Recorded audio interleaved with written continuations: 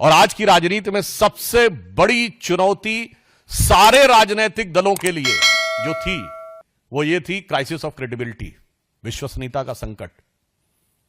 एक विचार आम जनता में बना है कि राजनीतिक लोग जो कहते हैं वो नहीं करते हैं। भारतीय जनता पार्टी और एनडीए ने प्रधानमंत्री श्री नरेंद्र मोदी जी के नेतृत्व में इस विचार को बदला। हमने राजनीति में प्रामाणिकता को स्थापित किया और आम आदमी पार्टी उसकी दूसरी एक्सट्रीम है, जो कहते हैं वो कभी नहीं करते हैं। तो मैं सिर्फ आज 10 पॉइंट बताना चाहता हूं जो आम आदमी पार्टी और केजरीवाल जी ने कहे थे और उसका यथार्थ क्या है।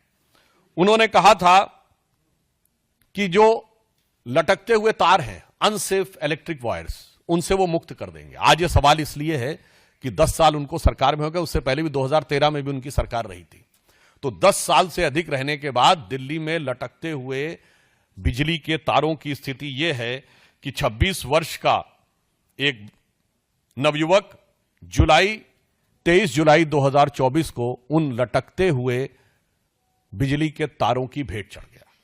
दूसरा, उन्होंने दावा किया था कि 24 आवर क्लीन ड्रिंकिंग वाटर देंगे। और अभी जब गर्मी आया तो लोगों ने देखा कि उत्तर पश्चिम दिल्ली और बाहरी दिल्ली के क्षेत्रों में किस ढंग से पानी को लेकर हाहाकार था। और पत्रकारों ने भी जाके देखा। चलिए, आप नेताओं की बात पे, राजनीतिक दलों के कार्यकर्ताओं की बात पे विश्वास न करें कि वो उसमें किस प्रकार की दुर्गंध आती थी जिस पानी का प्रयोग करना पड़ता था। फिर इन्होंने कहा वर्ल्ड क्लास एजुकेशन सिस्टम देंगे, यह दावा किया। और इतना ही नहीं, याद करिए, इनके मुंह से निकल गया था दुनिया का सबसे बड़ा अखबार जो है न्यूयॉर्क टाइम्स में छपवाना कितना मुश्किल है। छपवाना शब्द था, कोई जाके उस बाइट को चेक कर सकता है। तो पहले तो पढ़े लिखे मुख्यमंत्री को यह नहीं पता था कि दुनिया का सबसे बड़ा अखबार न्यूयॉर्क टाइम्स नहीं है, दुनिया का सबसे बड़ा अखबार है जापान का यामिनो शिमरी। और अमेरिका का भी सबसे बड़ा न्यूयॉर्क टाइम्स नहीं है, अमेरिका का सबसे बड़ा है यूएसए टुडे। खैर, इस अत्यधिक पढ़े लिखे मुख्यमंत्री को ने कहा छपवाना कितना मुश्किल है। और हकीकत क्या थी कि high court has reprimanded that the flawed education system, और इसमें कई चीजों को लेकर कोर्ट ने अप्रसन्नता जाहिर की। यानी दावा ये और वास्तविकता ये। फिर इन्होंने कहा मेडिकल ट्रीटमेंट को बहुत इंप्रूव करेंगे, और वास्तविकता यह थी कि कोविड के दौरान क्या हाहाकार मचा, और उस हाहाकार के ऊपर ध्यान देने की बजाय प्रचार के ऊपर सारा ध्यान था। आप सबको याद हो कि मोहल्ला क्लिनिकों में जो भ्रष्टाचार की चीजें प्रकाश में आई, जिसमें एक प्रकरण ऐसा था कि एक दिन में 539 लोगों का निस्तारण हुआ, जबकि मोहल्ला क्लिनिक 9 बजे से लेकर 1 बजे तक 4 घंटे में चलती है। 240 मिनट में 539 लोगों का निस्तारण, मतलब 20 सेकंड के अंदर डॉक्टर ने मरीज को देख भी लिया, असेसमेंट कर भी दिया, पर्चा लिख भी दिया और दवा मिल भी गई। और कौन सी ऐसी मोहल्ला क्लिनिक थी जिसकी इतनी कैपेसिटी थी कि सीसीटीवी फुटेज दिखा जाए कि 539 लोग आके कहां खड़े हो गए थे। यह यथार्थ था। उसके बाद उन्होंने कहा पोल्यूशन फ्री एनवायरनमेंट देंगे। आज स्थिति यह है, इसमें कुछ कहने की जरूरत नहीं है। जिस तरह इस समय जाड़े का मौसम चल रहा है, हाँ, हम ये कह सकते हैं कि हम उनको शुभकामना भी देते हैं। केजरीवाल जी का स्वास्थ्य बेहतर हो गया है।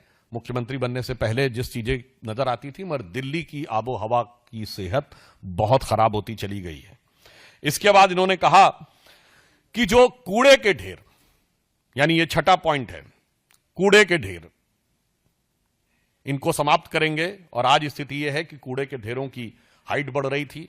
कुतुब मीनार से कुछ मीटर की दूरी के ऊपर, कुछ थोड़ी दूरी के ऊपर जो कूड़े का ढेर है, उसकी हाइट ऐसा समाचारों में आया कि 8 मीटर तक बढ़ गई है। 7वां दावा, दिल्ली महिलाओं के लिए सुरक्षित बनाएंगे। और भारत के इतिहास का इकलौता उदाहरण, जहां किसी भी सरकार के मुख्यमंत्री आवास में उसी पार्टी की महिला सांसद की पिटाई की गई और आरोप लगा मुख्यमंत्री के ओएसडी पर। पूरे भारत में ऐसा उदाहरण नहीं मिलेगा।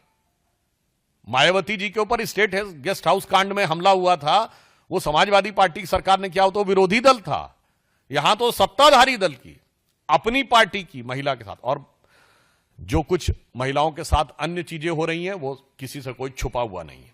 जो चीज इनके अधिकार में, ये कहते हैं ना कानून व्यवस्था अधिकार में नहीं, अरे भाई मुख्यमंत्री आवास के अंदर की सारी व्यवस्था तो आपके अधिकार में थी और मांगने पर सीसीटीवी भी नहीं थे। अब आप देखिए अगला इनका था कि कच्ची कॉलोनीज जो हैं उनको बेसिक इम्यूनिटी, जो मूलभूत सुविधाएं हैं उनसे युक्त कर देंगे। संगम विहार में जिस प्रकार की चीजें देखने को मिली उससे बहुत साफ है कि यह दावा बिल्कुल यथार्थ के धरातल पर चूर चूर होता नजर आ रहा है।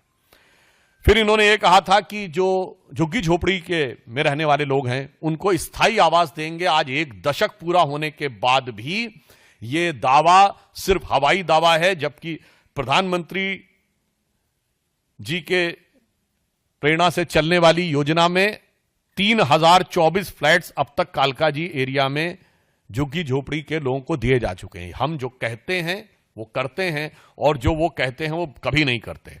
अब यमुना की सफाई, आप सभी को पता है, उनका वीडियो भी अवेलेबल है कि यमुना की सफाई कैसी करेंगे कि वो नहा के दिखा देंगे। और आज स्थिति है कि वो पास जाने में भी हिचकते हैं। यमुना की झाग वाली फोटोएं आप सब ने देखी। अतः अगर आप ये वीडियो YouTube पर देख रहे हैं तो हमारे चैनल को सब्सक्राइब कर बेल आइकन दबाएं और Facebook पर देख रहे हैं तो हमारे पेज को लाइक करें।